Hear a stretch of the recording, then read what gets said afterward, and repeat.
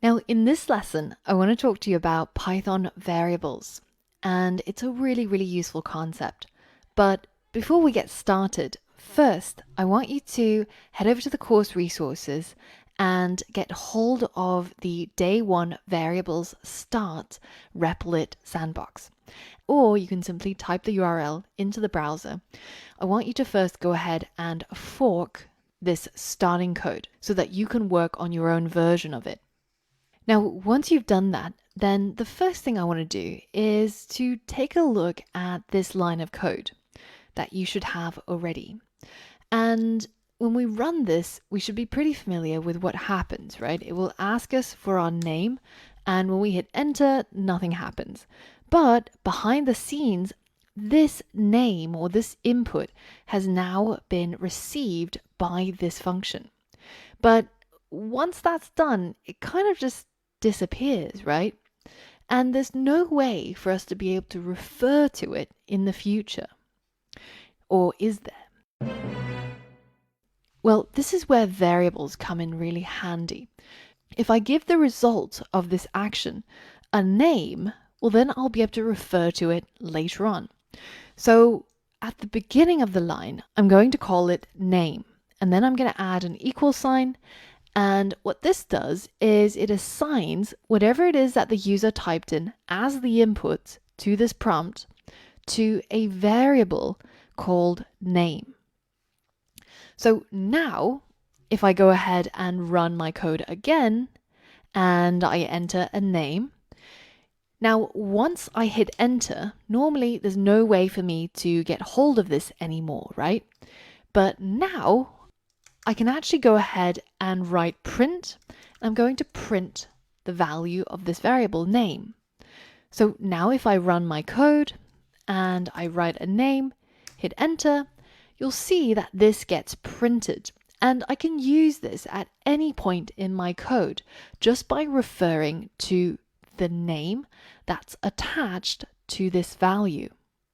So it's almost like we've saved the data from this action to a name.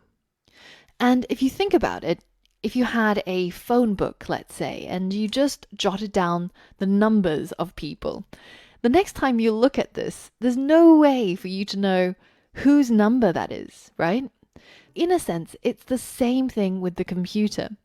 Even though we've inputted this piece of data, there's no way for us to be able to refer to this data unless we give it a name. So in our phone book, we might say that this particular number is associated with the name James. And in programming, we would call this name James a variable. So we could write something like James equals, and then his phone number. And this means that in the future, if we ever need this piece of data, we can just refer to it by its name, the variable name of James.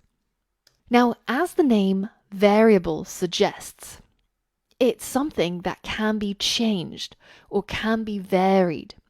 So, for example, just because this name is set to something up here doesn't mean that I can't change it later on. So, to make things simple, let's go ahead and delete the input function, and let's just say name is equal to Jack. Print name. When I run that, Jack is what gets printed inside the console, because I'm now referring to that piece of data by the variable name. But if later on I decide to give this variable a different piece of data to hold on to, let's say Angela, and I print name at this time point after I've changed it, what do you think these two lines will print?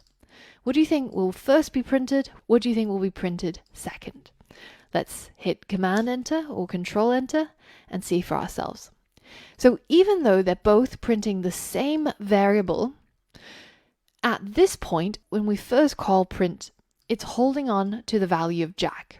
But by line 5, I've now changed it so that it's holding on to the value of Angela. This makes it a lot easier when we want to write code like what we did before.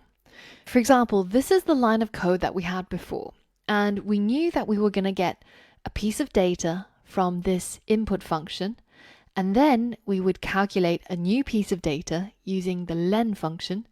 And finally, we're going to print everything out. Instead of having such a long line of code, which can be quite confusing, we can, if we wanted to, use variables to store each of these steps. So for example, we could say that the name was equal to whatever the user inserted as the inputs. And then when we wanted to calculate the length, then we could set that variable to equal the len function. And then inside the parentheses, we'll pass in the name, the value that's stored in the name variable right here. And finally, all that we need to do is to print the length, like so. So in this case, this data is stored under this name, and then that data is what's going to be used in order to carry out this function. And then the result will get stored in yet another variable, and finally that variable will be printed out. So let's go ahead and run this code and type in my name, so Angela, and hit enter, and it does exactly the same thing. But now we've got all of these pieces of data all associated with a name that we can refer to at any later point in our code. Now it's time, you guessed it, for a code challenge. And I'm going to get you to apply what you've learned.